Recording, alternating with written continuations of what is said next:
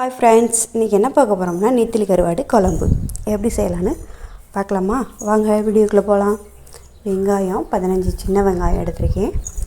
பூண்டு, தக்காளி, கருவேப்பிலை இதெல்லாம் எடுத்து வச்சுக்கலாம். அடுப்பை பற்ற வச்சு கடாயை வச்சு 3 ஸ்பூன் எண்ணெய் ஊற்றிட்டு வெந்தயம் போட்டுக்கலாம். 1 ஸ்பூன் சின்ன வெங்காயம், கருவேப்பிலை, பூண்டு, பச்சை மிளகா போட்டு வதக்கிக்கலாம். தக்காளி போட்டு வதக்கிக்கலாம். தேவையான அளவு நம்மளுக்கு உப்பு போட்டு சேர்த்து வதக்கிக்குவோம். புளி எலுமிச்சை அளவு ஒரு புளி எடுத்திருக்கேன். அதை ஊற வச்சிடலாம் தண்ணியை ஊற்றி. 1 ஸ்பூன் மிளகாய், 1 ஸ்பூன் மஞ்சள்தூள், 2 ஸ்பூன் மிளகாத்தூள் போட்டுடலாம். போட்டுட்டு நல்லா வதக்கிட்டு அதில் கொஞ்சமாக தண்ணி ஊற்றி கொதிக்க விடலாம். கொதிச்சதுக்கப்புறம் புளி கரைச்சலை அதில் ஊற்றிடலாம்.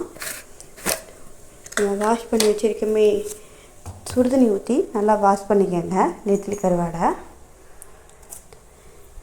வாஷ் பண்ண கருவாடை அதில் போட்டு கொதிக்க விடலாம்.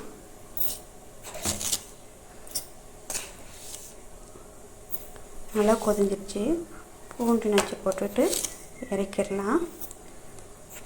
எப்படி இருக்குன்னு பாருங்கள், நல்லா டேஸ்ட்டாக இருக்கும். நீங்களும் இந்த மாதிரி ஒரு தடவை ட்ரை பண்ணுங்கள்.